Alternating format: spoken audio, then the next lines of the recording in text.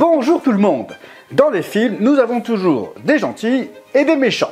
Par exemple, les Jedi et les Sith, Sauron et la communauté de l'anneau, ketchup et mayonnaise. Eh bien, dans la Bible, il nous est parlé de deux royaumes, le royaume de Dieu et le royaume des ténèbres. C'est bien la preuve qu'il n'y a rien de plus qu'à Hollywood ou dans les contes pour enfants. Et si c'était Hollywood ou les contes pour enfants qui se seraient, volontairement ou involontairement, inspirés de la réalité du monde dans laquelle nous vivons?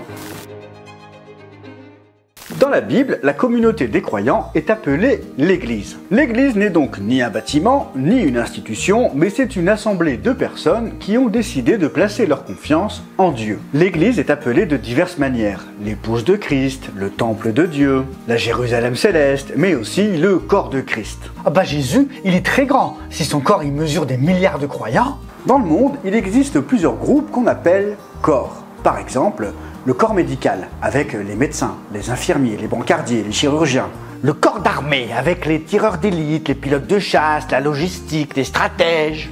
Et le corps de Christ qui contient lui aussi plusieurs membres. Et le corps de Christ est impliqué dans un combat où les ténèbres vont tout faire pour éteindre la lumière. Sauf que Jésus a dépouillé les ténèbres à la croix. Colossiens 2,15, il a ainsi dépouillé les dominations et les autorités et les a données publiquement en spectacle en triomphant d'elles par la croix. Ah bon? Bah on a gagné alors. Pourquoi parler de tout ça? Parce que même si les ténèbres n'ont plus rien, Paul nous exhorte dans Ephésiens 6, versets 10 et 11, à revêtir toutes les armes de Dieu afin de pouvoir tenir ferme contre les manœuvres du diable. Certaines traductions traduisent par les ruses du diable, d'autres par les embûches ou les artifices. En gros, le diable va essayer de nous tromper, de tricher pour que nous ne tenions pas ferme. Ferme dans notre foi en Dieu, ferme dans la confiance que nous plaçons en lui. Le diable va user de mensonges pour que nous lâchions la main de Dieu et perdions la confiance que nous avons placée en Jésus-Christ. Et si Paul considère normal d'être dans ce conflit, c'est parce qu'il le vivait lui-même. Et c'est ce que vit chaque personne née de nouveau. Dès qu'une lumière s'allume, le diable va tout faire pour l'éteindre et garder l'emprise qu'il avait sur elle avant qu'elle ne donne sa vie à Jésus. Paul nous dit bien dans Ephésiens 6,12, traduction parole vivante, nous n'avons pas à lutter uniquement contre notre nature terrestre, ni contre de simples ennemis mortels, mais contre les puissances occultes, contre une organisation spirituelle satanique, contre les dictateurs invisibles qui, dans les ténèbres, veulent contrôler et régir notre monde, contre la légion des esprits démoniaques dans les sphères surnaturelles, véritables agents du quartier général du mal. Comme j'ai déjà dit plusieurs fois, nous n'avons pas à lutter contre la voisine qui se met en colère, mais contre l'esprit qui anime la voisine. Ephésiens 6,12 nous dit que ce contre quoi nous luttons se trouve dans des sphères surnaturelles. C'est une version en français courant. La majorité des traductions disent les lieux célestes. Je ne voulais pas que certains imaginent que le diable et ses démons habitent dans les nuages au-dessus de notre tête.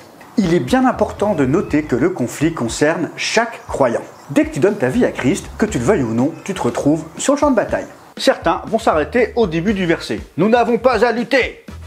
Point. Ce que Paul nous dit là, c'est que nous n'avons pas à lutter contre des créatures de chair qui partagent notre quotidien, mais des créatures spirituelles qui partagent le quotidien de tout le monde. Le chef de toutes ces troupes, qui représente quand même un tiers des anges, c'est le diable, Satan.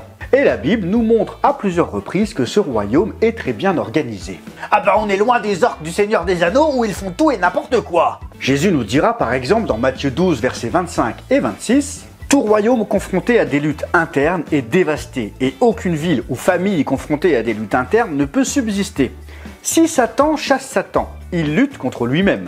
Mais comment donc son royaume subsistera-t-il? Même si Jésus l'a dépouillé à la croix, Satan a donc un royaume. Un royaume dépouillé, mais un royaume quand même.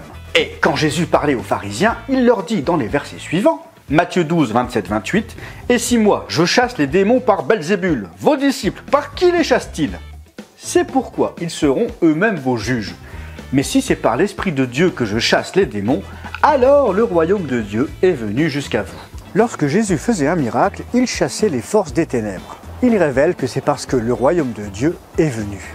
Le royaume de Dieu est donc plus puissant que le royaume des ténèbres puisqu'il le chasse. Paul dira aux Colossiens, dans Colossiens 1, versets 12 à 14, « Vous exprimerez votre reconnaissance au Père qui nous a rendus capables de prendre part à l'héritage des saints dans la lumière. Il nous a délivrés de la puissance des ténèbres et nous a transportés dans le royaume de son Fils bien-aimé, en qui nous sommes rachetés, pardonnés de nos péchés. Le mot grec pour puissance dans puissance des ténèbres, c'est exousia, qui veut dire autorité.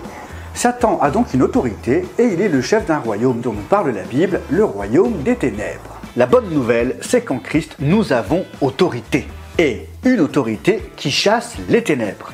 À condition d'être soumis à la tête du corps qui compose tous les croyants, Jésus-Christ.